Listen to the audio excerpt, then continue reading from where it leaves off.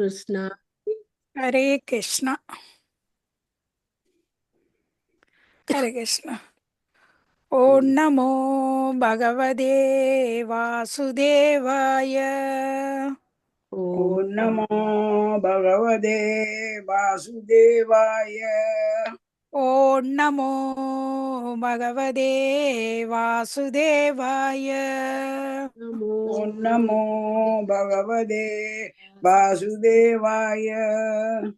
ஓம் நமோ பகவதே வாசுதேவாய. ஓம் நமோ பகவதே வாசுதேவாய. ஸ்ரீல பிரபுபாதருக்கு ஜெய், ஸ்ரீமத் பாகவதத்துக்கு ஜெய், எல்லா பத்திரம் ஜெய். ஹரே கிருஷ்ணா. ஹரே கிருஷ்ணா. ஹரே கிருஷ்ணா. பதம் 20. ஓ பிள்ளைய மாவாசிங்க. ஓ நான் தான் கண்ணாடி எடுத்துக்கொண்டு. அசத்திரு சோஜா பிரதிபாதி மாயா சாரூபவா மத்வா அசாவதம்ப்ராலோசனக நானாகா வந்தவோ அரகணா ஈசிரே கிரியா ஜத் பாதயோ ஸ்வபர்சான தர்சித்தேத்ரியாயக. ஹரே கிருஷ்ணா. பதம் 20 பிரபுபாதருடைய மொழிபெயர்ப்பு. தூய்மையற்ற பார்வை உடையவர்க்கு பரமபுருஷ பகவான் கண்கள் அளவின்றி மது குடித்தவன் கண்களைப் போல் தோன்றும். இவ்வாறு குழப்பம் மூடர்கள் பரமபுருஷ பகவான் மீது சினம் கொள்கின்றனர். அவர்கள் சினத்தின் காரணமாக பகவானும் அவர்களுக்கு சினம் மிக்கவராகவும் அச்சம் தருபவராகவும் தோன்றுகிறார். ஆயினும் இது மாயே ஆகும். நாகாசுரனின் மனைவியர் பகவானின் தாமரை திருவடிகளின் ஸ்பர்சத்தினால் கிளர்ச்சி அடைந்து அவரை தொடர்ந்து வழிபட முடியாத நிலைக்கு ஆளாகின்றனர். அதனால் அவர்கள் ஸ்பர்சத்தினால் பகவான் எந்த விதமான கிளர்ச்சியும் அடையவில்லை.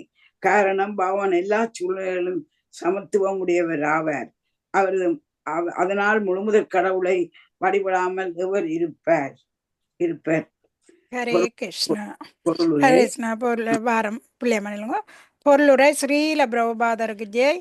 கிளர்ச்சி அடைவதற்கான காரணம், தன் முன் இருக்கும் பொழுது கூட எவன் ஒருவன் கிளர்ச்சி அடையாது அமைதியுடன் இருக்கிறானோ அவனே தீரான் அல்லது சமநிலை உடையவன் என்று அழைக்கப்படுகிறான்.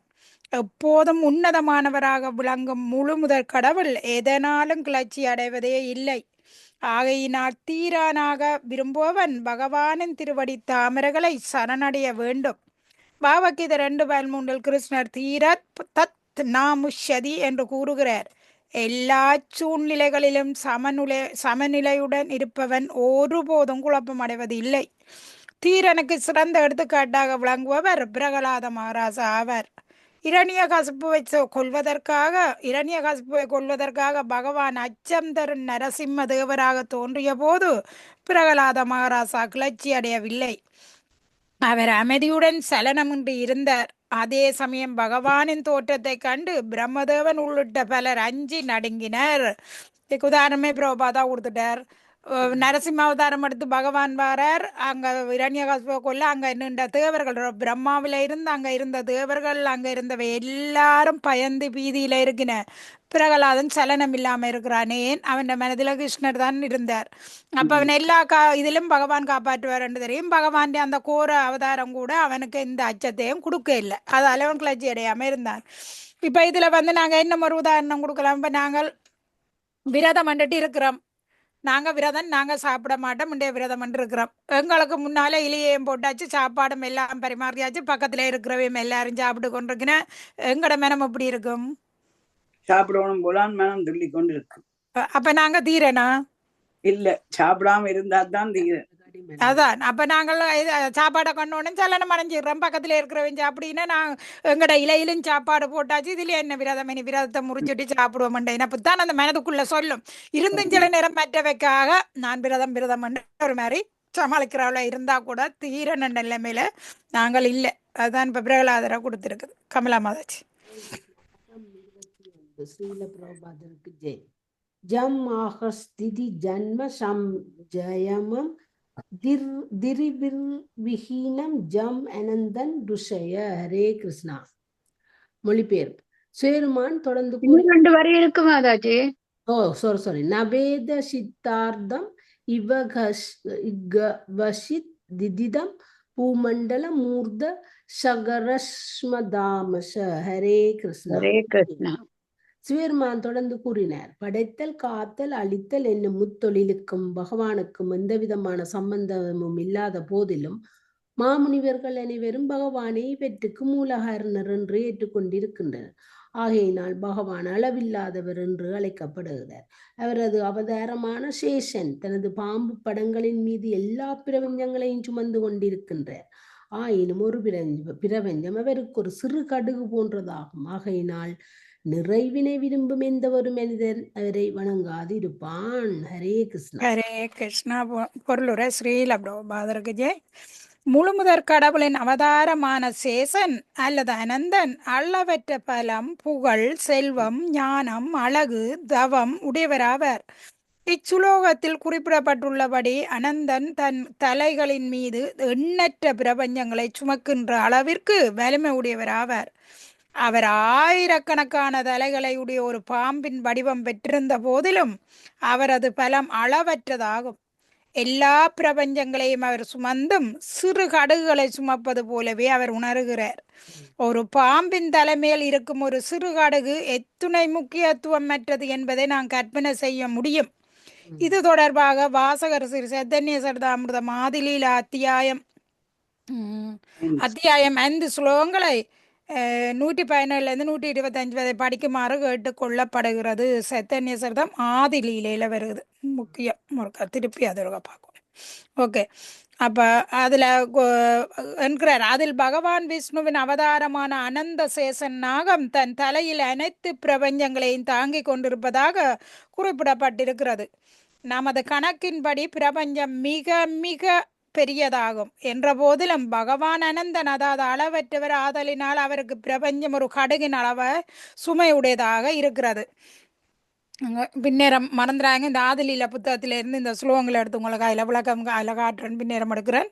அப்போ இதில் அனந்த சேனை பாருங்கள். இந்த பிரபஞ்சத்துக்கு இந்த பிரபஞ்சம் ஒரு சின்ன நாங்களுக்கு பார்க்க ஒரு நாங்கள் இருக்கிற ஒரு பூமி ஒரு அண்டம், அது இல்லை 7-14 சேர்ந்து ஒரு அண்டமாகுது.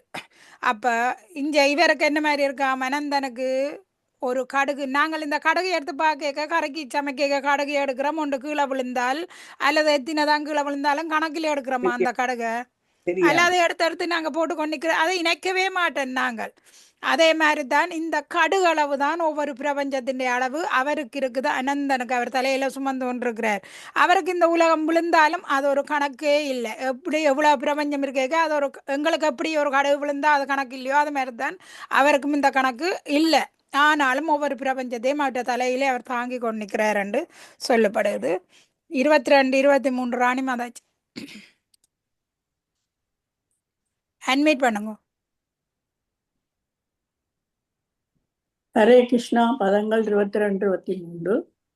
யஷ் யாத்ய அசீத் குண விக்ரஹோ மகான் விஞ்ஞான திஷ்ணியோ பாவான் அஜ கில யத் சம்பவோ ஹத் த்ரி விருதா ஸ்வ தேஜசா வைஹாரிகம் தாமசம் அஞ்சந்திரியம் ஸ்துதியே ஏதேவயம் யசமே மகாத்மன ஸ்திதிதா சௌண்டா இவ சூத்ர ஜத் யந்திரிதா மகான் அகம் வைக்ருத தாமசேந்திரியா ஸ்ருயாம சர்வேய அனுக்கிரகாம் இதம். ஹரே கிருஷ்ணா. மொழிபெயர்ப்பு ஸ்ரீல பிரபுபாதர். முழுமுதற் கடவுளிடமிருந்து பிரம்மதேவன் தோன்றினார். அவரது உடலோ மொத்த பௌதீக சக்தியினால் ஆகிய ஜட இயற்கையின் ரஜோகுணம் நிரம்பப்பட்டு ஞானத்தின் உறைவிடமாக விளங்குகிறது. பிரம்மதேவனிடமிருந்து தவறான கர்வத்தின் பிரதிநிதியான ருத்திரன் எனும் நான் பிறந்தேன். நானே பிற தேவர்களையும் பஞ்சபூதங்களையும் புலன்களையும் படைக்கின்றேன். ஆகையினால் எங்கள் எல்லோரையும் விட சிறப்பு மிக்கவரும் பறவைகள் கயிற்றினால் கட்டப்பட்டிருப்பதைப் போல் அனைத்து தேவர்கள் பஞ்சபூதங்கள் புலன்கள் ஏன் பிரம்மதேவன் நான் உள்ளிட்ட அனைவரையும் தனது கட்டுப்பாட்டில் வைத்திருக்கும் முழுமுதற் கடவுளை நான் வணங்குகிறேன். பகவானின் கருணையினாலேயே எங்களால் பௌதிக உலகை படைக்கவும் காக்கவும் அளிக்கவும் முடியும். ஆகையினால் நான் முழுமுதற் கடவுளுக்கு எனது மரியாதைக்குரிய வந்தனங்களை சமர்ப்பிக்கிறேன். ஹரே கிருஷ்ணா. இதை இப்ப 4-3 ஸ்லோகம் யார் சொல்லி கொண்டிருக்கிறது? சிவபெருமான் சோர்மான் சொல்லி கொண்டிருக்கிறார் பகவானை பற்றி. பொருளுரை ஸ்ரீல பிரபுபாதருக்கு ஜெய். படைப்பை பற்றி ஒரு சுருக்கம் வாரணம் படைப்பை பற்றி ஒரு சுருக்கம் இச்சுலோகத்தில் சொல்லப்பட்டிருக்கிறது. சங்கரனிடமிருந்து மகாவிஷ்ணுவும் மகாவிஷ்ணுவிடமிருந்து கர்ப்போதய சாயு விஷ்ணுவும் தோன்றினர். கர்ப்போதய சாயு விஷ்ணுவிடமிருந்து பிறந்தவர் சோருமானின் தந்தையான பிரம்மதேவன் ஆவார். இவரிடமிருந்து அனைத்து தேவர்களும் படிப்படியாக பரிணாம வளர்ச்சி பெற்றனர். பிரம்மதேவன், சோருமான், பகவான் விஷ்ணு மூவரும் பௌதிக குணங்களின் வெவ்வேறு அவதாரங்கள் ஆவார். பகவான் விஷ்ணு உண்மையில் பௌதிக குணங்களுக்கு அப்பாற்பட்டவராவார். ஆயினும் அவர் இப்பிரபஞ்சத்தை காப்பதற்காக சத்துவ குணத்தை ஏற்றுக்கொண்டிருக்கிறார். பிரம்மதேவன் மகா தத்துவத்திடம் இருந்து பிறந்தவர் ஆவார். பிரம்மதேவன் பிரபஞ்சம் முழுவதையும் படைக்கிறார். பகவான் விஷ்ணு அதனை காக்கிறார். சோருமான் அதனை அழிக்கிறார். ஒரு பறவை கயிற்றால் கட்டி வைத்திருப்பதை போல் முழுமுத கடவுள் முக்கிய தேவர்கள் அனைவரையும், குறிப்பாக பிரம்மதேவன், சோர்மான் போன்றோரை தனது கட்டுப்பாட்டின் கீழ் வைத்திருக்கிறார். சில சமயம் கழுகுகள் கூட இவ்வாறு தான் கட்டுப்படுத்தப்படுகின்றன. அப்ப பகவான் பின்னணியில இருக்கிறார். பகவானுக்காக இவ சேவை செய்து கொண்டிருக்கிறேன். இவையெல்லாம் இப்ப சோர்மன் என்ன சொல்றார்? தான் உட்பட, பிரம்மா உட்பட எல்லாருமே அவருடைய கட்டுப்பாட்டுக்குள்ள தான் இருக்கிறோம் என்று அவருக்கு மரியாதையும் வணக்கத்தையும் பகவானுக்கு தெரிவிக்கிறார் சோருமான். அடுத்தது 24 அம்மா வாங்க. ஜன்னிமிர்தாந்தம் ஹரஹி அபிகர்ம பர்வாணினம் மாயாஜனோ அயம் குணசர்க மோகிதக நாவேத நிஸ்தாரண யோகம் அஜ்ஞாச தஸ்மை நமஸ்தே விலா யோதா ஜாத்மனே. ஹரே கிருஷ்ணா. பதம் 24 மொழிபெயர்ப்பு. முழுமுதற் கடவுளின் மாயா சக்தி பந்தப்பட்ட ஆத்மாக்களான நம் அனைவரையும் பௌதிக உலகில் கட்டி போடுகின்றது. ஆகையினால் அவரது கருணையின்றி நம்மை போன்றவர்கள் மாயா சக்தியிடமிருந்து எவ்வாறு வெளிவருவது என்பதை புரிந்து கொள்ள முடியாது. அதனால் படைத்தலுக்கும் அழித்தலுக்கும் காரணமாக இருக்கும் பகவானுக்கு எனது மரியாதைக்குரிய வந்தனங்களை சமர்ப்பிக்கின்றேன். ஹரே கிருஷ்ணா. ஹரே கிருஷ்ணா. பொருளுரை ஸ்ரீல பிரபுபாதர். கிருஷ்ணர் பகவத்கீதையில் 7:14 மிக தெளிவாக குறிப்பிடுகிறார். தைவிகேச குணமயி மம மாயத்ரத்யய மாமேவேயே பிரபத்தியாந்தே மாயா மேதாம் தரந்திதே. ஜட இயற்கை முக்குணம் என்னும் கடத்தற்கரியன் தெய்வீக சக்தி முற்றிலும் என்னை சரணடைந்தவர்களின்றி மற்ற மனிதர்களிடத்தில் அறிவாய். பாருங்க, இதை என்ன சொல்லப்படுதுன்னா, இந்த முக்குணங்களை கடக்கிறது அரிது. இருந்தாலும் என்னட்ட சரணடைஞ்சவன் சுலபமாக கடக்கின்றான். இல்லை என்று சொன்னா அவனால கடக்க முடியாதுன்னு சொல்றார். இந்த பௌதிக குணம் முக்குணமும் தன்னுடையது தான். இந்த பௌதிக சக்தி தன்னுடைய சக்தி தான். ஆனா தன்னை அடையாம அதை கடக்க முடியாதுன்னு சொல்றார். பகவானின் மாயா சக்தியில் கிடந்து தொழில் செய்து கொண்டிருக்கும் பந்தப்பட்ட ஆத்மாக்கள் அனைவரும் பல்வேறு உயிரினங்களில் பிறந்து பல்வேறு பிரச்சனைகளை மேலும் மேலும் உருவாக்கி கொண்டு தொடர்ந்து இப்பிரபஞ்சம் முழுவதும் திரிந்து கொண்டிருக்கின்றனர். சில சமயம் இவர்கள் பிரச்சனைகளில் சோர்வுற்று இச்சிக்கலில் இருந்து எவ்வாறு வெளியேறலாம் என்பதற்கான முறையினை நாடுகின்றனர். பாருங்க, பகவானை மறந்தவை என்ன செய்யணும்? பிறவிதோறும் பிறந்திறந்து பிரபஞ்சம் முழுக்க சுத்தி திரிஞ்சு சோர்வுற்று திருதியில இந்த சிக்கல்ல இருந்து எப்படி வாரது, அந்த ஒரு யோசனை அங்க வருது அவைக்கு. அப்ப துரசிட்ட வசமாக ஆய்வாளர்கள் என்போர் முழுமுதற் கடவுளையும் அவரது மாயா சக்தியையும் உணராது இருக்கின்றனர். அதனால் அவர்கள் வெளிவருவதற்கான வழி அறியாது ஈரலில் உழலுகின்றனர். விஞ்ஞானிகளும் ஆவியல் அறிஞர்களும் பைத்தியக்காரத்தனமாக உயிரின் காரணத்தை கண்டுபிடிக்க முயற்சித்து கொண்டிருக்கின்றனர். உயிர் ஏற்கனவே உண்டாக்கப்பட்ட ஒன்று என்னும் உண்மையினை அவர்கள் கவனத்தில் கொள்வதில்லை. பாருங்க, வடிவா கொடுத்திருக்கிற பிரபுபாதா. இந்த உயிரை இவங்களால உண்டாக்க முடியுமா? இந்த விஞ்ஞானின்ற உயிரை கூட பகவான் தான் கொடுத்திருக்கிறார். எப்போ உயிர் தோன்றினதுக்கு ஆரம்பம் இருக்கா, முடிவு இருக்கா, எது கண்டுபிடிக்கலும் ஒன்றுமே தெரியாது. அப்படி இருந்தும் அந்த உயிரை கொடுத்த பகவான் கொடுத்திருக்கிறான். அந்த உடம்பை பெற்று விஞ்ஞானி அந்த அறிவை கொண்டு அவன் எப்படி எப்போ உயிருண்டாயின என்று ஆய்ந்தறிய முயற்சிக்கின்றானா.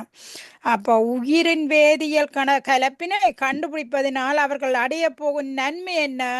இதை கண்டுபிடிச்சிட்டே என்ன நன்மை அடைய போயினேவ? ஒரு நன்மையும் அடைய போறது இல்லை. மக்களை கொஞ்ச நாளுக்கு மதி கொண்டிருக்கலாம். இவர் கண்டுபிடிச்சார் அந்த அவர்களது வேதியியல் பொருட்கள் எல்லாம் நிலம், நீர், நெருப்பு, வாயு, வானம் என்னும் பஞ்சபூதங்களின் மாற்றங்களே ஆகும். பகவத்கீதையில் 2:20 உயிர்வாளி படைக்கப்பட்டவன் அல்லன், நாயதே மரியதே வா கதஞ்சின் என்று குறிப்பிடப்பட்டிருக்கிறது. பஞ்சபூதங்கள் 5 சிறு சிறு திறந்த பூதங்கள், அதாவது மனம், புத்தி, ஆணவம் 3 உள்ளன. மேலும் நித்திய உயிர்வாளிகளும் உள்ளனர். உயிர்வாளி ஒரு குறிப்பிட்ட உடலை விரும்புகிறான். முழுமுதற் கடவுளின் கட்டளையின் பேரில் பரமபுருஷ பகவானின் கைகளில் யந்திரம் போன்று இருக்கும் ஜட இயற்கையிடமிருந்து அந்த உடல் உருவாக்கப்படுகிறது. பாருங்க, வடிவா கொடுத்துரு. பகவான் எங்கட இதயத்துல இருக்கிறார். அவருக்கு தெரியும் என்னென்னதுக்கு ஆசைப்படுறோம்ண்டு. அதே ஆசையை நாங்க இதை உடலை விட்டா பிறகு அடுத்த ஒரு உடல் கிடைக்கிறதுக்கு பகவான் யந்திரம் போல எங்கட இதயத்துல இருக்கிறதாலே அவருக்கு தெரியும். அதால அவருடைய அனுமதியோட இயற்கை என்னொரு உடலை எங்களுக்கு படைக்குது. பகவான் உயிர்வாளிக்கு ஒரு குறிப்பிட்ட இயந்திர உடலை அளிக்கிறார். உயிர்வாளி பலந்தரும் செயல்களின் விதிகளுக்கு ஏற்ப எங்கட கர்மாவை பொறுத்து செயல்பட வேண்டியவன் ஆகிறான். பலந்தரும் செயல்கள் எவையென்றும் இச்சுலோகத்தில் குறிப்பிடப்பட்டிருக்கின்றன. அவை கர்ம, பர்வணி, மாயாம் ஆகும். உயிர்வாளி ஒரு இயந்திரத்தில் உடலில் அமர்த்தப்பட்டிருக்கின்ற பரமபுருஷ பகவானின் கட்டளைக்கேற்ப அவன் அந்த உடலை இயக்குகிறான். பாருங்க, பகவான் கட்டளையின்படி அவர்களுடைய இதயத்திலே அவர் இருக்கிறார். அவற்றை விருப்பத்தின் அவற்றை கட்டளைக்கு பொறுத்து எங்கட கர்மா பொறுத்து அதுக்கேற்ற உடல் கிடைச்சு அதன்படி நாங்கள் நடந்து கொண்டிருக்கிறோம். இதுவே ஆத்மா ஓரிடத்திலிருந்து மற்றோர் உடலுக்கு இடம்பெயர்வதன் இரகசியமாகும். உயிர்வாளி இவ்வாறு பௌதீக உலகின் பலந்தரும் செயல்களில் சிக்கிக் கொள்ளுகிறான். பகவத்கீதை 15 மனமிஷ்டானி இத்ரியானி பிரகுருதிஸ்தானி கர்ஜதி என்று உறுதி செய்யப்பட்டிருக்கிறது. அதாவது உயிர்வாளி மனம் உள்பட்டு 6 புலன்களுடன் கிடந்து போராடுகிறான். மனம் உள்பட 6, இந்த 6ஓடையும் போராடுறான். என்ன? கண், காது, வாய், மூக்கு, அதோட ஆம்புலன்களும் அதோடு சேர்த்து மனமும் சேர்ந்து அங்க குழப்பமடைகிறான். படைத்தல் மற்றும் அழித்தலுக்கான அனைத்து செயல்களிலும் உயிர்வாளியானவன் மாயையினால் நிறைவேற்றப்படும் பலந்தரும் செயல்களில் சிறைப்படுகிறான். அவன் உண்மையில் முழுமுதற் கடவுளால் கையாளப்படும் ஒரு கனிப்பொருள் போன்றவனாகவே இருக்கிறான். விஞ்ஞானிகள் என்போர் இயற்கையை சுதந்திரமாக செயல்படுகிறது என்கின்றனர். ஆனால் இயற்கை என்னவென்று அவர்களால் விளக்க முடியவில்லை. பாருங்க, விஞ்ஞானிகள் என்ன சொல்லப்படுதாம்? இயற்கை சுதந்திரமாக செயல்படுதுண்டு. இயற்கை உண்மையில சுதந்திரமாக செயல்படுது? பின்னணியில பகவான் கட்டுப்பாட்டுக்கு இருக்குது. நாங்கள் பகவான் கையிலே ஆடும் பொம்மைகள் போல இயங்கி கொண்டிருக்கிறோம் நாங்கள் எல்லாருமே. அப்ப இயற்கை முழுமுதற் கடவுளால் இயக்கப்படும் ஒரு இயந்திரத்தை தவிர வேறல்ல. இயக்குபவரை புரிந்து கொண்டால் என்றால் ஒருவனது பிரச்சனைகள் அனைத்தும் தீர்ந்துவிடும். பகவத்கீதையில் கிருஷ்ணர் கூறுகிறார், பாகுனாம் என்மானம் அந்தே ஞானவான் மாம் பிரபத்தி ஆந்தே வாசுதேவ சர்வம் இது மகாத்வா துர்லப. 1000 ஜனனம் மரணம் அடைந்த பின் ஞானம் எய்திய ஒருவன் காரண மனத்திற்கு மூல காரணனான நானே என அறிந்து என்னை சரணடைகிறான். அன்ன ஆத்மா மகாத்மா கிடைத்தற்கரியோன். அறிவுடைய மனிதன் முழுமுதற் கடவுளை சரணடைந்து மாயையின் பிடியிலிருந்து வெளியேறுகிறான். பாருங்க எப்படி சொல்லி இருக்குது. 1000 ஜனன மரணத்துக்கு பிறகுதான் அவன் இறுதியில இதுக்கு காரணம் யாருன்னு அறிஞ்சு அந்த மூல காரணத்தை கண்டுபிடிக்கிறான். அப்படிப்பட்டவன் மகாத்மா என்று சொல்லப்படுது. அப்ப இவ்வாறு ஸ்ரீமத் பாகவதம் 5ஆம் 17ஆம் அத்தியாயமான கங்கை நதி கீழே இறங்கி வருதல் என்னும் பகுதிக்கு பத்திவேந்தாந்தரன் பொருளுரை இத்துடன் நிறைவடைகிறது. இதுக்குள்ளே ஹரே கிருஷ்ணா. அது இந்த கடைசி சுலோகம் 24 இதுக்குள்ளே அவ்வளவு விளக்கம் கொடுத்திருக்குது. எங்கட உடலண்டு நாங்க இணைக்கிறது இந்த மாயா சக்தியை இருந்து கடக்க முடியாத மாயா சக்தி, பகவானுடைய சக்தி, இந்த தெய்வீக குணமணி, இந்த 3 குணத்தையும் கடக்கிறது அரிது அரிது, கடக்கவே முடியாது. தன்னிடம் சரணடைஞ்சவன் எளிதில் அதை கடந்துருவான் என்று சொல்லப்படுது. இந்த பிரபஞ்சத்தை ஒரு கடுகு மாதிரி தாங்கி கொண்டிருக்கிறார் ஆனந்தசேனன். ஆனந்தன் பாம்பு, அனந்தன் என்ற பாம்பு, அவருக்கு இது ஒரு பாரமா தெரிகிறதே இல்லை. மற்றது விஞ்ஞானிகள் இந்த இயற்கை தானாக இயங்கி கொண்டிருக்குது, அதுக்கு பின்புலம் ஒருத்தரும் இல்லை, தாங்கள் கண்டுபிடிக்கிறோம் நினைக்கினே ஒரு உயிரை கூட அவைகளால் படைக்க முடியாது. ஆனால் உயிர் எப்படி தோன்றுனதை கண்டுபிடிக்கிறதுக்கு ஆராய்ஞ்சு கொண்டிருக்கிறேன். இந்த உயிர் எப்படி தோன்றதை கண்டுபிடிக்க போய் கடைசியிலே அவையன்ற உயிரும் ஒரு நாளே போடும். வேந்தங்க கண்டுபிடிக்கிறது அவன் உயிரே போட நிலை இல்லையார் கண்டுபிடிக்கிறது. அப்போ இப்படியே விஞ்ஞானிகளும் ஏமாத்து பேர்க்காரர்களும் ஏமாத்தி கொண்டிருக்கிறேன். ஒருத்தர் பகவானிடம் சரணடைஞ்சிட்டம் என்று சொன்னால் எல்லாமே பகவான் பகவத்கீதையில் உணர்ந்திருக்கிறார். எல்லாத்தையுமே எங்களால் புரிஞ்சு கொள்ள முடியும். ஹரே கிருஷ்ணா. அத்தியாயம் 18க்கு போகிறோம். அதுக்குள்ள எல்லாருக்கும் மூக்கதானே கங்க நீர் இறங்கி வருதல். ஓகே. அத்தியாயம் 18. ஜம்புத்தீவ வாசிகள் பகவானுக்கு தங்கள் பிரார்த்தனைகளை அர்ப்பணித்தல். இந்த ஜம்புத்துவத்தில் இருக்கிற வாசிகள் எல்லாம் பகவானுக்கு எப்படி தங்களை பிரார்த்தனைகளை அர்ப்பணிக்கணும்னு பார்ப்போம். இவ்வத்தியாயத்தில் சுகதேவ கோஸ்வாமி ஜம்புத்தீபத்தின் பல்வேறு வருஷங்களை பற்றியும் அவற்றில் வணங்கப்படும் பரமபுருஷ பகவானின் அவதாரங்களை பற்றியும் விளக்குகின்றார். பத்ராஸ் வருஷத்தின் ஆட்சியாளர் பத்ராசிரவன் ஆவர். அவரும் அவருடைய பணியாளரும் எப்போதும் பகவானின் அவதாரமான ஹயக்ரீவரையே வழிபடுகின்றனர். ஒவ்வொரு கல்பத்தின் இறுதியிலும் அஞ்ஞானம் என்னும் அசுரன் வேத ஞானத்தை திருடிக் கொள்வான். பகவான் ஹயக்ரீவர் தோன்றி அதனை தக்க வைத்துக் கொள்வார். பிறகு அவர் அதனை பிரம்மதேவனுக்கு அளிப்பார். ஹரிவம்சம் என்னும் நிலப்பகுதியில் சிறந்த பக்தரான பிரகலாத மகாராசா பகவான் நரசிம்மதேவரை வணங்குகிறார். அதாவது நரசிம்மதேவரின் தோற்றம் ஸ்ரீமத் பாகவதம் 7ஆம் காண்டத்தில் விவரிக்கப்படுகிறது. பிரகலாத மகாராசாவின் அடிகளை பின்பற்றி ஹரிவர்ஷத்தை சேர்ந்தவர்கள் நரசிம்மதேவரின் அன்பு தொண்டில் ஈடுபடுவதற்கான வரத்தை பெறுவதாக அவரை வழிபடுகின்றனர். கேதுமாலா வருஷம் என்னும் நிலப்பகுதியில் முழு முதற் கடவுள் அதாவது ரிஷிகேசர் மன்மதன் வடிவில் தோன்றுகிறார். அங்கே வாழும் அதிர்ஷ்ட தேவதையான லட்சுமியும் தேவர்களும் அவரது தொண்டில் இரவும் பகலும் ஈடுபடுகின்றனர்.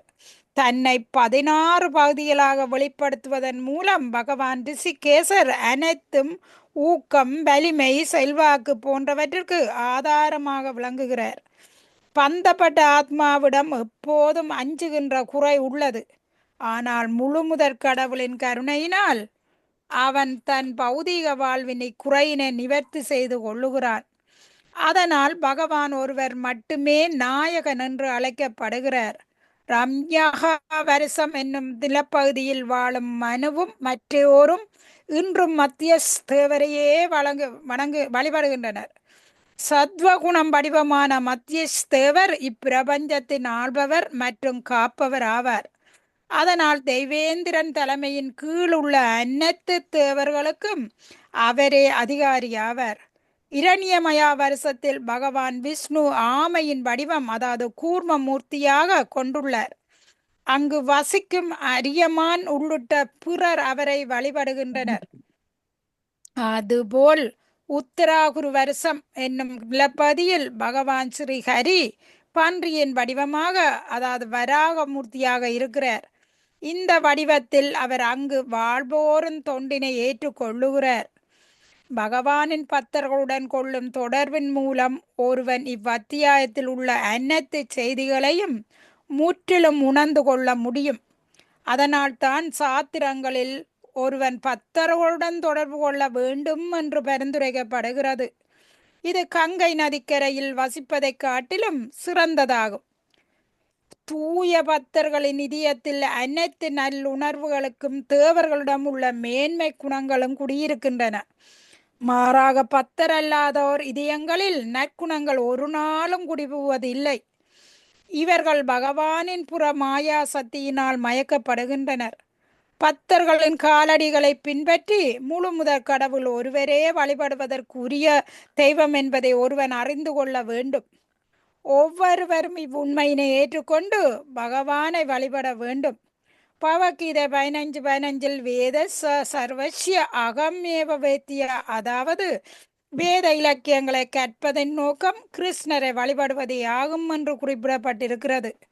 வேத இலக்கியங்கள் அனைத்தையும் கற்ற பிறகு கூட துயில் கொண்டிருக்கும் பகவான் மீதான தனது அன்பினை ஒருவன் எழுப்புவதில்லை என்றால் அவனது உழைப்பு பயனற்றது என்று புரிந்து கொள்ள வேண்டும். அவன் தனது காலத்தை வீணே கழித்துள்ளான்.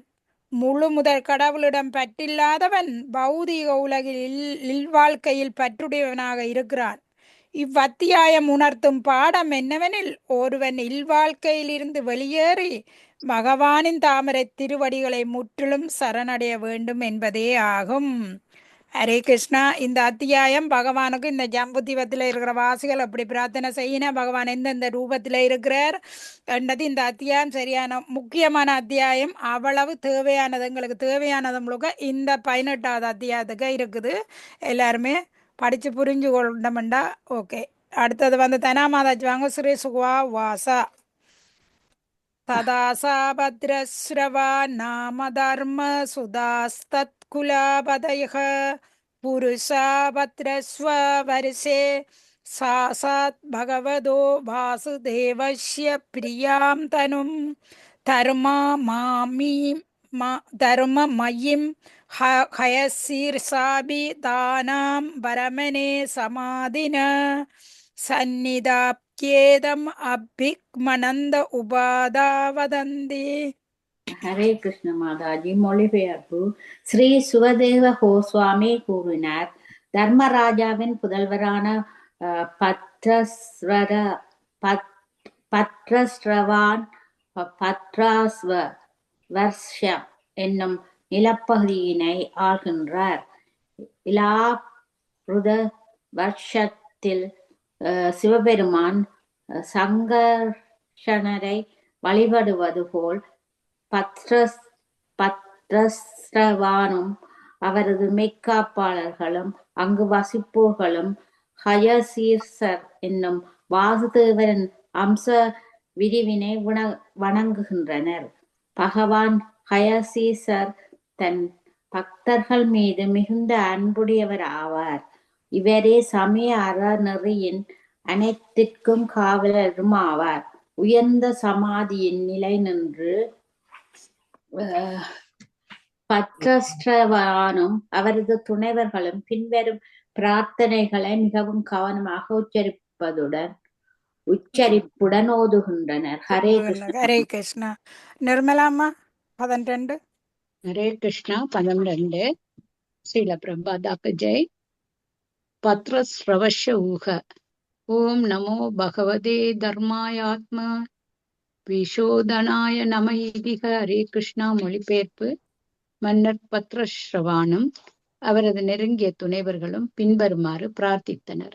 எங்களது மரியாதைக்குரிய வந்தனங்களை சமய அறநெறிகள் அனைத்திற்கும் உறைவிடமானவரும் இப்பௌதீக உலகில் உள்ள பந்தப்பட்ட ஆத்மாக்களின் இதயங்களை தூய்மை செய்பவருமான முழுமுதற் கடவுளுக்கு அர்ப்பணிக்கின்றோம். மீண்டும் மீண்டும் எங்களை மரியாதைக்குரிய வந்தனங்களை அவருக்கு எங்கள் மரியாதைக்குரிய வந்தனங்களை அவருக்கு நாங்கள் சமர்ப்பிக்கின்றோம். ஹரே கிருஷ்ணா. ஹரே கிருஷ்ணா. பொருளுரை ஸ்ரீல பிரபாதர். மூட லோகாயத மனிதர்கள் தமது ஒவ்வொரு அடியிலும் தாம் எவ்வாறு ஜட இயற்கையினால் கட்டுப்படுத்தப்படுகிறோம் என்பதை தண்டிக்கப்படுகிறோம் என்பதையும் அறிவதில்லை.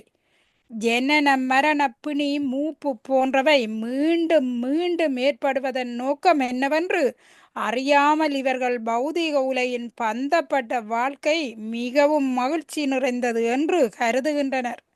அதனால் தான் பகவத்கீதையில் 7:15 பகவான் கிருஷ்ணர் இவர் போன்ற லோகாத மனிதர்களை மூடர்கள் என்று குறிப்பிடுகிறார். நாமம் துஷ்கிருதனோ மூடா பிரபத்தியாந்தே நராதமா. இம்மூடர்கள் தாம் தூய்மை பெற வேண்டுமென்றால் தவங்கள் மற்றும் துறவு நெறிகளினால் பகவான் வாசுதேவரை, அதாவது கிருஷ்ணரை வழிபட வேண்டும் என்பதை அறியாதிருக்கின்றனர். இவ்வாறு தூய்மை அடைவதே மனித வாழ்வின் லட்சியமாகும். இவ்வாழ்க்கையானது புலன் நுகர்ச்சிக்கான குருட்டு ஈடுபாட்டிற்கானதல்ல. மனித வடிவில் உயிர்கள் தனது வாழ்வினை தூய்மை செய்து கொள்ள தன்னை கிருஷ்ணா உணர்வில் ஈடுபடுத்திக் கொள்ள வேண்டும். தபோ திவ்யம் புத்தரகா ஜேனே சத்வஸ் சுத்தம் தியாயதே. மன்னர் ரிஷபதேவர் தன் மைந்தர்களுக்கு அளித்த உபதேசமாகும். இது மனித வடிவம் பெற்ற வாழ்வில் ஒருவன் தனது வாழ்வினை தூய்மை செய்ய எல்லா விதமான விரதங்களையும் மேற்கொள்ள வேண்டும்.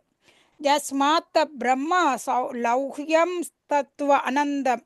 நாம் அனைவரும் மகிழ்ச்சியை நாடுகிறோமானால் நமது அறியாமை மற்றும் மூடத்தனத்தின் காரணமாக தங்கு தடையற்ற உண்மை மகிழ்ச்சி என்னவென்று அறிய முடியாதிருக்கிறோம். தடையற்ற மகிழ்ச்சி என்பது பிரம்ம லௌகியம், அதாவது ஆன்மீக மகிழ்ச்சி என்று அழைக்கப்படுகிறது. பௌதிக உலகில் மகிழ்ச்சி என்னும் சொல் பாடுவதை நாம் சிறிது பெற்ற போதிலும் இம்மகிழ்ச்சி நிலையற்றதாகும்.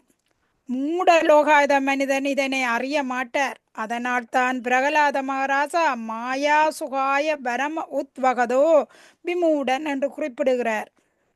இதன் பொருள் தற்காலிகமான பௌதிக இன்பத்திற்காக இம்மூடர்கள் பெரிய ஏற்பாடுகளை செய்கின்றனர்.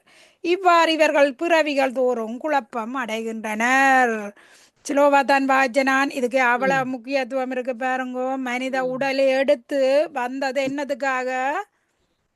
இறைவனை பகவானை வழிபட்டு அவற்றை லோகத்துக்கு போறது. அதுக்குத்தான் இந்த மனித உடல் கிடைச்சது. 84 லட்சத்திலும் மனித உடம்பு தானே உயர்ந்த இடத்துல இருக்கிற நாங்கள் பரிணாம வளர்ச்சியில வந்து மனித உடம்பெடுத்து இதுக்குத்தான் தந்திருக்கு. இதே அருகே இல்லை என்று சொன்னா என்ன நடக்குது? பிறவிதோறும் இறந்து கொண்டு இப்ப இந்த என்னென்ன உடல் கிடைக்குதுன்னு தெரியாது, திருப்பி பரிணாம வளர்ச்சிக்க போடுறோம். அப்ப கிடைச்ச போக இத ஒரு சாதாரணமா கிடைச்சதில்ல, ஒரு உடனம்பந்தங்களுக்கு கிடைச்சதில்ல. ஆயிரம் ஜென்மங்களுக்கு பிறகுதான் அப்படி பகவானை பற்றி அறியறதுக்கு ஒரு வாய்ப்பு கிடைக்குது. அதான் பகவான் சொல்றார், ஆயிரம் பிறப்புகளுக்கு பிறகு ஒருவன் என்ன வந்து என்னவன் யானே என்று சரணடைகிறான்டா அந்த மகாத்மா அரிதிலும் அரிதன்றேன்னு சொல்றார். உடனே அடுத்த பிறப்புல இது கிடைக்குமெண்டா அந்த வார்த்தை பகவான் சொல்ல மாட்டார். இந்த மனித பிறப்பை நழுவ விட்டோம்டா திருப்பி எத்தனையோ பிறப்புக்கு நாங்க போகணுமென்றதுக்காக தான் பகவான் கவக்குதிலே அதை கொடுக்குறார். ஓகே, 3 இதுல கதிர்மான் மாதம் நான் வாசிப்பேன். ஹரே கிருஷ்ணா. பதம் 3 கேக்குதா? நான் கதைக்கு கேக்குதாம்மா, கேக்குது. நான் வெளியார எனக்கு அகோ விசித்திரம் பகவத் விசேஷ்டிதம் நந்தம் ஜனு அயம் ஹி மிஷன் அவஸ்யதி தியாயன்ன அசத்யர்ணி விக்ரம சேவிதும் நிஷ்கிருஷ்ய கிருத்ய புத்திரம் பிதாம் விஜி. மொழிபெயர். அந்தோ என்ன விந்தை இது! மூடலோகாயதன் வெல்ல முடியாத மரணத்தின் பெரிய ஆபத்தினை பற்றி கவனத்தில் கொள்ளாதிருக்கின்றானே. மரணம் நிச்சயம் வரும் என்பதை அவன் அறிவான். இருந்தும் அவன் சொரணையற்று அதனை புறக்கணிப்பவனாக இருக்கின்றான். அவன் தந்தை மரணமடைந்தால் தனது தந்தையின் சொத்துக்களை அனுபவிக்க விரும்புகின்றான். அவனது மைந்தன் இறந்தால் அவனது உடைமைகளையும் அனுபவிக்க விரும்புகிறான். இந்த நிலைகளிலுமே அவன் இதுல இரு காண இல்லை. இந்த நிலைகளிலுமே தான் இந்த இரு நிலை அப்படி இல்லையா? நான் வாசிப்பேன். இந்த இரு நிலைகளிலுமே அவன் தன்னிடம் இருக்கும் பணத்தினால் பௌதிக இன்பத்தை அனுபவிக்க விரும்புகின்றான். ஹரே கிருஷ்ணா. நான் வாசிக்கிறேன் பாருங்க, விளக்கம் கொடு. ஏன் இதுல இந்த இரு நிலைமையை மட்டும் கொடுத்திருக்கா? மகன் தந்தை இறந்த அப்புறம் தந்தை என்ற சொத்தை அனுபவிக்க விரும்புகிறான். அதே கட்டத்துல அவனுடைய மகன் இறந்தாலும் அந்த சொத்தையும் தான் அனுபவிக்க விரும்புகிறான். அதாலதான் இந்த இரு நிலைகள் கொடுத்திருக்கு. ஓகேயா? பொல்லுரை. ஸ்ரீல பிரபாதா இருக்கு. பௌதிக சுகம் என்பது உண்பது, உறங்குவது, புணர்வது, தற்காத்து கொள்வது போன்றவற்றுக்கான தாராளமான வசதிகளை பெற்றிருப்பதாகும். இவ்வுலகில் லோகாயத மனிதன் வெல்ல முடியாத மரணத்தின் ஆபத்தை பற்றி கவலைப்படாமல் புலனுகர்ச்சிக்கான இந்த 4 கொள்கைகளுக்காகவே வாழ்கின்றார். பாருங்க, இதுதான் உண்மை. மரணத்தை பற்றி சிந்திக்கவே இல்லை. நாங்க என்ன நினைச்சு கொண்டிருக்கிறோம்? உறங்குவது, உண்ணுணர்வது, புணர்வது, தற்காத்து கொள்வது, இந்த 4 தான் எங்களுக்கு முக்கியமா இருக்குது.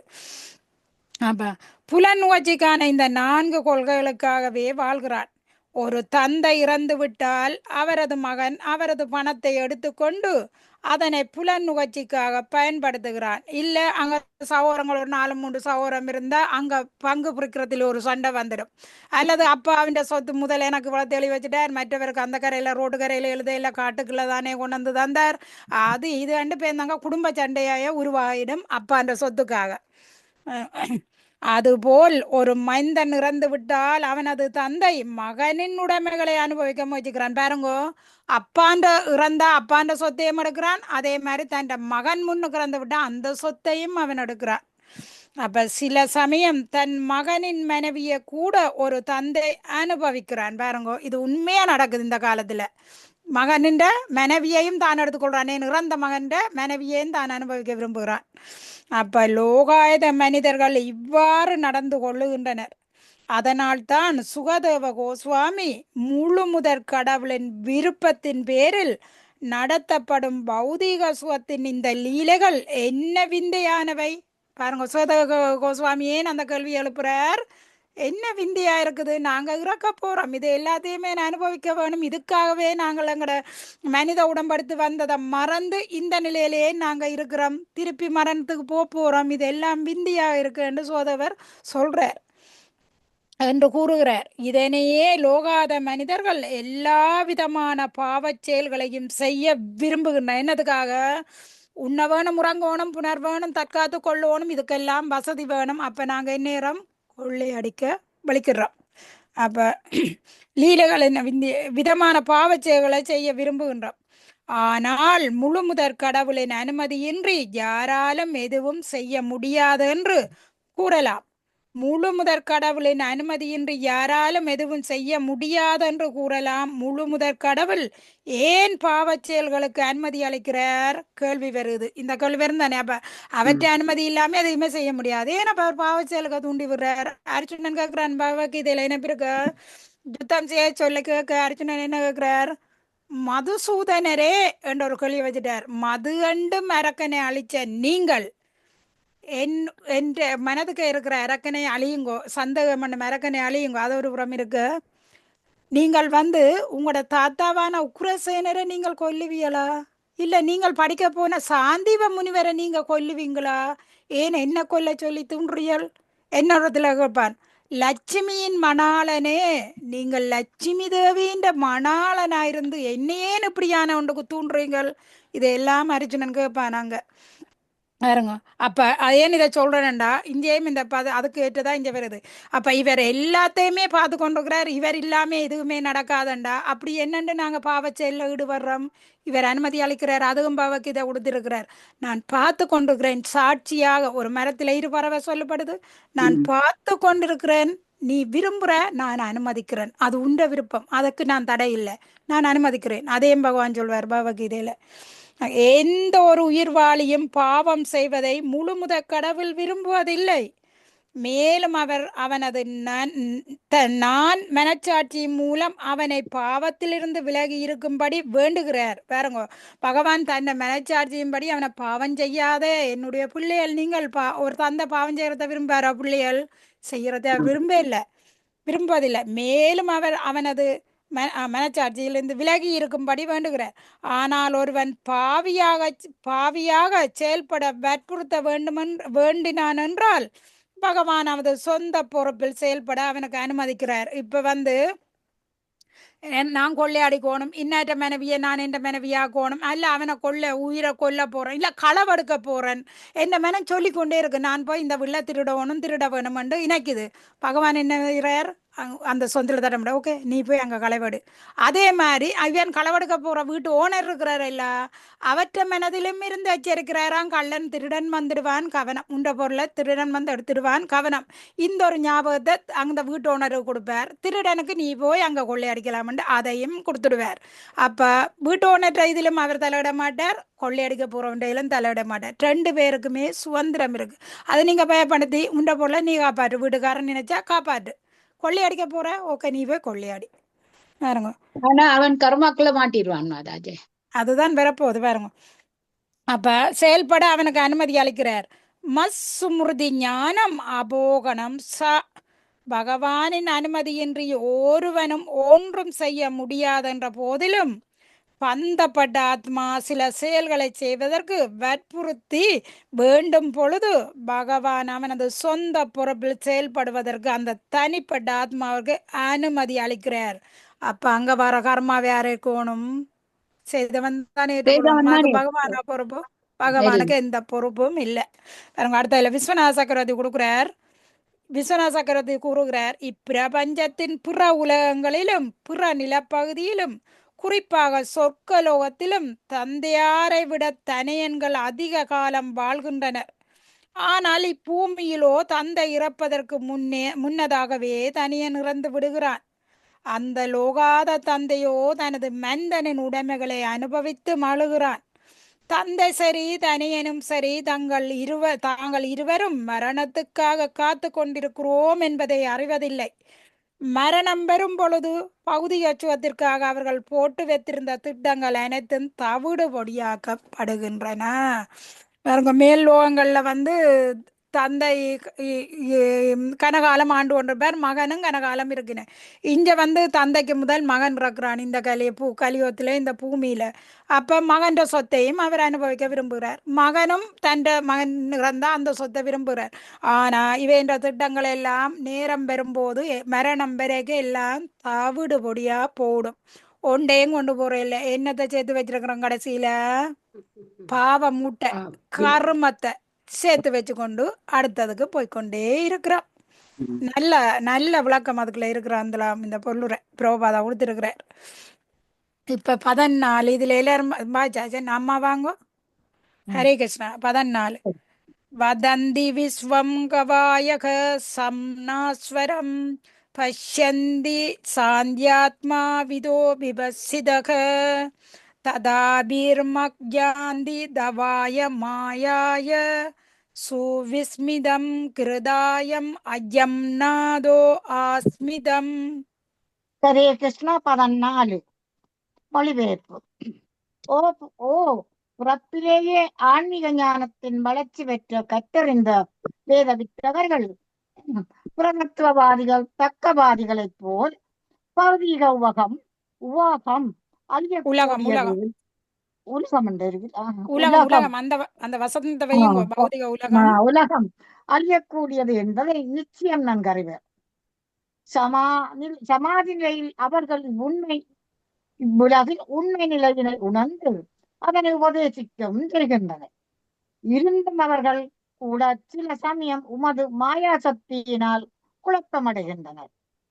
இது உமக்கே உரிய லீலா வினோதமாகும். ஆகையினால் உமது மாயா சக்தி மிகவும் விந்தையானது என்பதை நான் புரிந்து கொண்டு உமக்கு எனது மரியாதைக்குரிய வந்தனங்களை சமர்ப்பிக்கின்றேன். ஹரே கிருஷ்ணா. ஹரே கிருஷ்ணா. பொருளுரை ஸ்ரீல பிரபாதருக்கு ஜெய். பௌதிக உலகில் பந்தப்பட்ட ஆத்மாவின் மீது மட்டும் முழுமுதற் கடவுளின் மாயாசக்தி செயல்படுகிறது என்பதல்ல. ஆனால் சில சமயம் அது உணர்வின் மூலம் இப்பௌதிக உலகின் சட்டபூர்வமான நிலையினை உண்மையாக அறிந்து கொண்டிருக்கும் மிகவும் உயர்ந்த கற்றறிந்த அறிஞர்களிடத்திலும் செயல்படுகிறது. பாருங்க, மாயாசக்தி தனியா பந்தப்பட்ட ஆத்மாக்கிட்ட மட்டும் செயல்பட இல்லை. மற்றவேட்டையும் உயர்ந்த அறிவில் உள்ளவேட்ட கூட மாயாசக்தி செயல்படுகிறதா.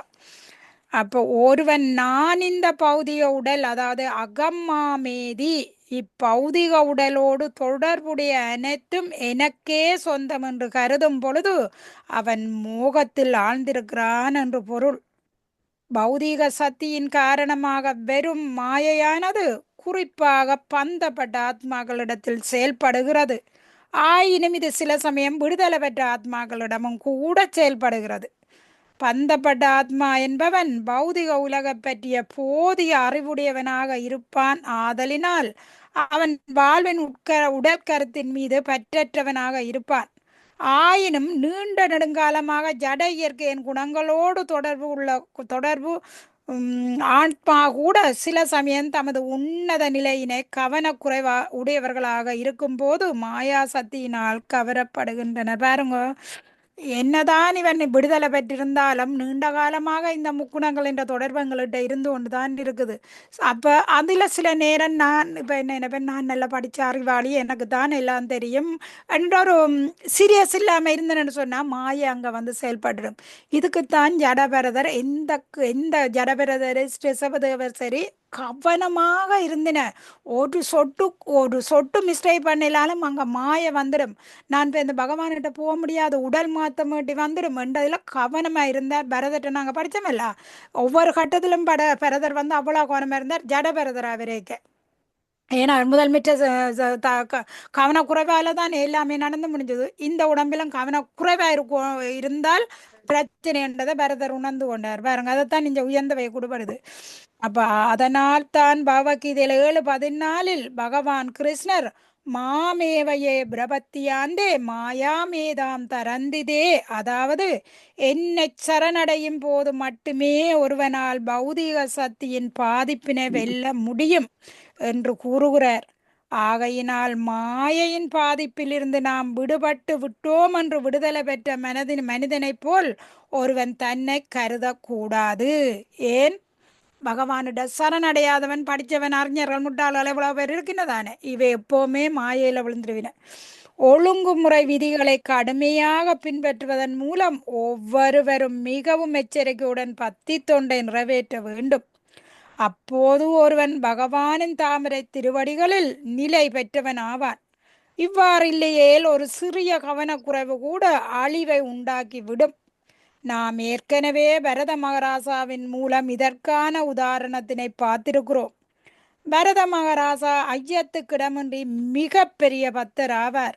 ஆயினும் அவரது கவனம் ஒரு சிறிய மான்குட்டியின் மீது திரும்பியதினால் அவர் ஒரு முறை மானாகவும் மற்றொரு முறை அந்தனர் ஜட பரதராகவும் இருமுறை பிறக்க வேண்டியதாயிற்று. அதன் பிறகே அவர் விடுதலை பெற்று வீடு பேறு பெற்று கடவுளை அடைந்தார். அவர் காட்டுக்கு தவம் இருக்க போக 8வது படிநிலைக்கு வந்துட்டாராம். 7 முடிஞ்ச 8வது நிலை உயர்நிலையில வந்தோடைய தானே குடும்பத்தை அரச பிள்ளையெல்லாம் விட்டு போனார். கடைசியில ஒரு கவனக்குறைவு மான்குட்டியில போச்சு. 2 புறப்பு எடுக்க வேண்டி வந்துட்டு அடுத்தது 2 புறப்புக்கே எவ்வளவா கதைக்கிறோம்னா, நாங்கள் 1000 புறப்புகளுக்கு பிறகு எப்படி இருக்கும், எவ்வளோ காலம் கோடிக்கணக்கான ஆண்டு பகவானை மறந்தே நாங்கள் இருப்போம். அதான் மனித வாழ்க்கையிலே எவ்வளவு எச்சரிக்கையோடு இருக்கணும்னு சொல்லப்படுது. அப்போ இந்த கலியுகத்தில் மக்கள் எல்லாம் எவ்வளவு பாவம் செய்கிறமே என்று அந்த ஒரு அஞ்சாமலே பாவம் செய்துகள். நீங்கள் எந்த நியூஸை பாருங்கோ, அவ்வளோ பாவம் செய்து கொண்டே இருக்குதுல்ல. என்ன காரணம்?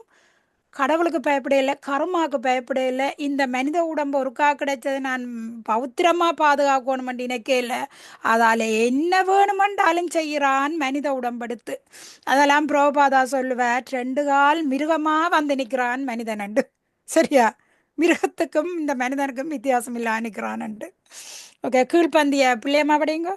பகவான் எப்போதும் தனது பக்தனை மன்னிக்கவே தயாராகவே இருக்கின்றார். ஆனால் ஒரு பக்தன் பகவானின் இரக்க சுபாவத்தினை புரிந்து கொண்டு வேண்டுமென்றே மீண்டும் மீண்டும் தவறுகள் செய்கின்றான் என்றால் பகவான் அவனை மாயாசக்தியின் பிடிகளில் விழச் செய்வதன் மூலம் கண்டிப்பாக தண்டிப்பார்.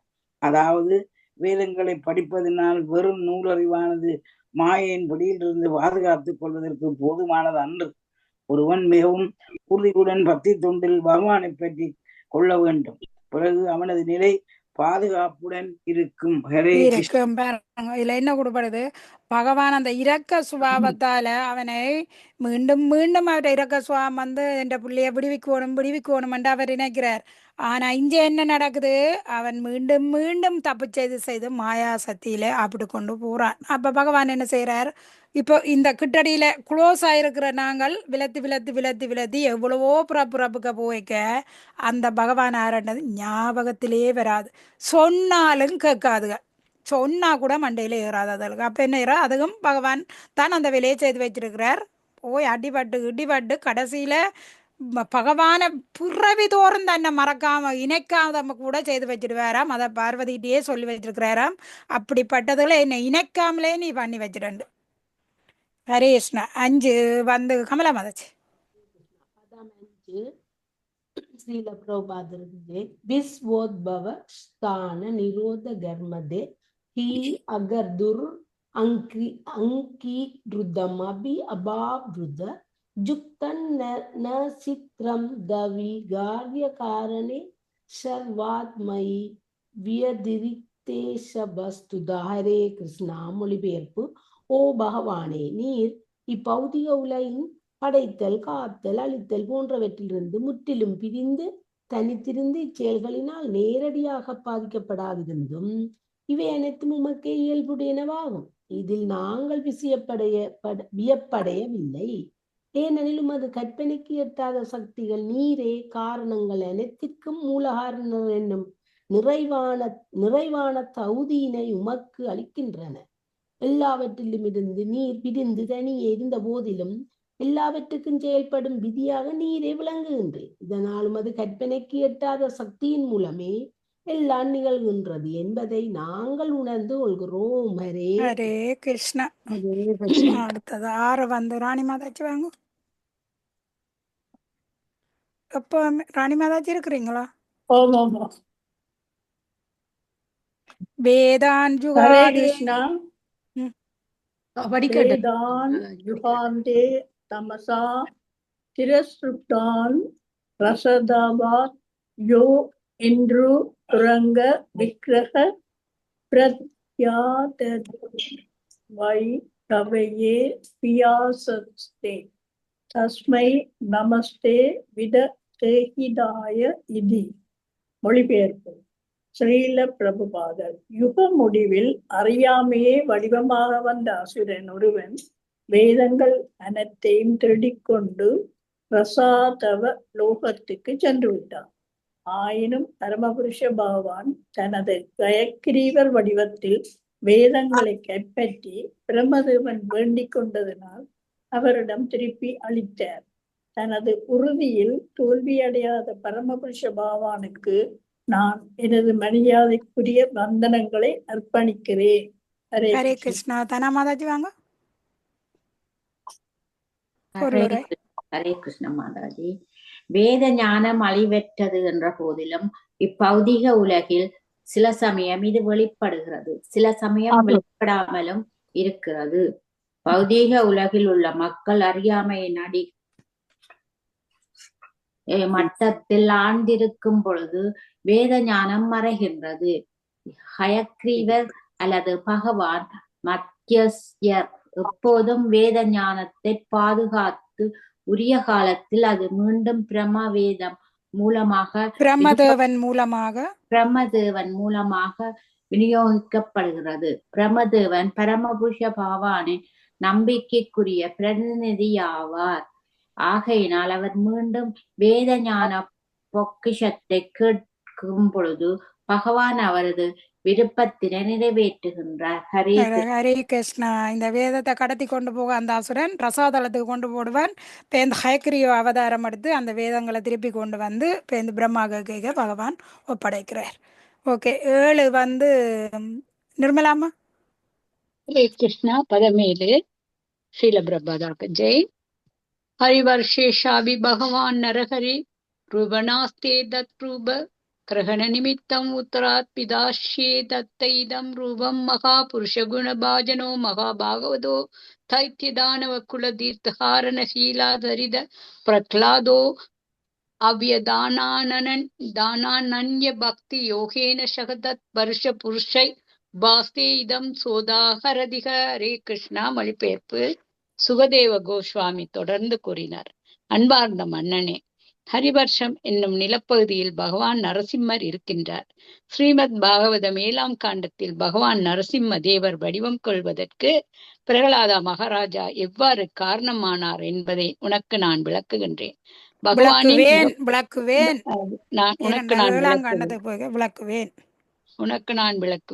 பகவானின் மிக உயர்ந்த பக்தரான பிரகலாத மகாராஜா தெய்வீக மகான்களின் உயர் குணங்கள் அனைத்திற்கும் உறைவிடமாவார்.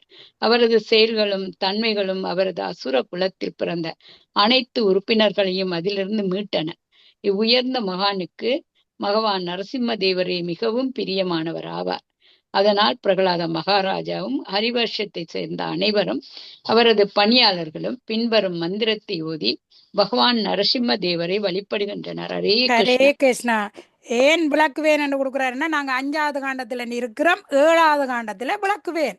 அதுதான் அந்த வித்தியாசம். Future okay. ஃபியூச்சர் எதிர்காலம். பொருளுரை என்ன கதிர்மல் மாதாஜி?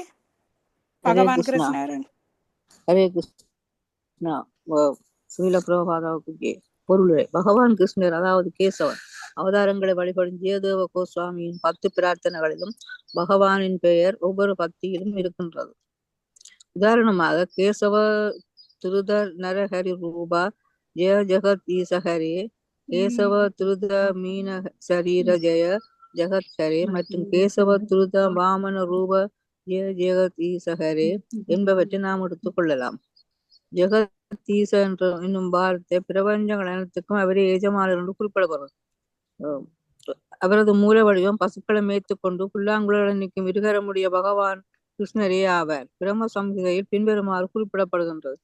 சிந்தாமணி பிரகர சத்மசு கற்ப விருஷ லட்சால் துதேஷு சுரபீர் அபிவாவயந்தம் லக்ஷ்மி சகஸ்ர சத சம்பரம சேஸ்வயமானம் கோவிந்தமாதி புருஷம் தம்மகம் பஜாமி.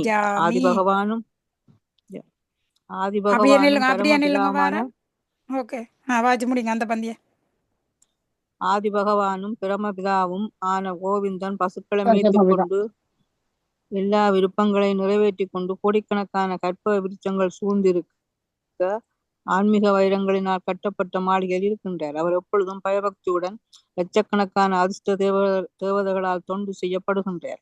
அவரை நான் வணங்குகின்றேன். இச்சிலோகத்தில் உள்ள கோவிந்தன் அல்லது கிருஷ்ணரே ஆதி புருஷர் என்பதை நாம் அறிந்து கொள்கிறோம். பகவான் ஆற்றில் எழும் எண்ணற்ற அலைகளைப் போல் எண்ணற்ற அவதாரங்கள் உடையவராவார். ஆயினும் அவரது மூல வடிவம் கிருஷ்ணர் அல்லது கேசவனே ஆகும். ஹரே கிருஷ்ணா. அப்படியே இல்லைங்க மாதாஜி. பாருங்க, இதுல பகவான் அந்த நரசிம்மட்ட இதை எப்படி ஜெயதேவர் எழுதியிருக்கிறார் 10 பிரார்த்தனையில. ஜெயதேவர் யாருன்னு தெரியுமா? ஜெயதேவர் பத்மாவதி என்ற கதை நீங்கள் படிச்சிருக்கிறீங்களா? அவர் தான் எவ்வளவோ பகவானை பற்றி எழுதியிருக்கிறார். அவர் எழுதின இந்த நரசிம்மற்ற பிரார்த்தனை அது மென்னும் புகழ் பெற்றது. அப்ப அதெல்லாம் அவர் அந்த நரசிம்மர் எத்தனை விதமாக இருக்கிறார். அவர் மீன் அவதாரமா இருக்கிறார், நரசிம்ம அவதாரமா இருக்கிறார், வாமன ரூபமா இருக்கிறார். இதெல்லாம் வருது. அதை பற்றி எல்லாம் அவர் கொடுத்து பிரம சங்கீதையில கொடுத்து அந்த ஆதி பகவான் கோவிந்தனை வழங்குகிறான் சியாம சுந்தர ரூபத்துல இருக்கிறார் என்று கொடுப்படுது. பிரகலாத மகாராசாவின் காரணமாகவே சுகதேவ கோஸ்வாமி நரசிம்மதேவரை பற்றி குறிப்பிடுகிறார். பிரகலாத மகாராசா அவர் தந்தை ஆற்றல் மிக்க இரண்யகசிப்புவால் பெற்றும் தொல்லைக்கு ஆளாக்கப்பட்டார். அவர் முன்பு எந்தவித உதவியும் இறுதியில் இல்லாத போது அவர் பகவானை அழைத்ததால் பகவான் உடனே பாதி சிங்கமும் பாதி மனிதனும் உடைய மிகப்பெரிய நரசிம்ம வடிவத்தினை கொடிய அசுரனை அழிப்பதற்காக எடுத்தார். கிருஷ்ணரே இரண்டற்ற ஒருவரான ஆதி புருஷராக இருந்த போதிலும் அவர் தனது பக்தர்களை திருப்திப்படுத்துவதற்காகவோ அல்லது சில குறிப்பிட்ட நோக்கங்களுக்காகவோ பல்வேறு வடிவங்களை மேற்கொள்ளுகிறார். அதனால் தான் ஜெயதேவ கோஸ்வாமி தனது பிரார்த்தனைகளில் பகவான் பல்வேறு நோக்கங்களுக்காக எடுத்த பல்வேறு அவதாரங்களை பற்றி குறிப்பிடும் பொழுது ஆதி முழு முதல் கடவுளின் நாமமான கேசவன் என்பதை எப்போதும் மீண்டும் மீண்டும் உரைக்கிறார். அப்ப இதுல ஜெயதேவர் பகவானை பற்றி எழுதினது அவர் நரசிம்ம அவதாரமே எடுக்கிறார், பிரகலாதனுக்காக எடுக்கிறார். அவர் எந்த ரூபத்தை எடுத்தாலும் அந்த கேசவன் ஆதி புருஷன் தான் எல்லாத்துக்குமே மீண்டும் மீண்டும் அவர் வாராருன்றதை இந்த ஜெயதேவர் குறிப்பிடுகிறார். அப்ப இதுல நரசிம்மற்ற இது வருது. 7ஆம் காண்டத்துல தான் உண்மையில பிரகலாதன் முழு வர்ணனையும் அங்க துவாங்குது. இருந்தும் இந்த 5வது காண்டத்துக்குள்ள பிரகலாதன் உதாரணங்களை கொடுக்க வேண்டிய கட்டத்துக்கு அது கொடுபடுது. ஹரே கிருஷ்ணா. வாஞ்சகல்பத்தருசியா கிருபா சிந்து அவசா பதிதானாம் பாவனோபியோ வைஷ்ணவோபியோ நமோ நமக. ஹரே கிருஷ்ணா. ஹரே கிருஷ்ணா. ஹரே கிருஷ்ணா இல்ல அடுத்த ஸ்லோகம்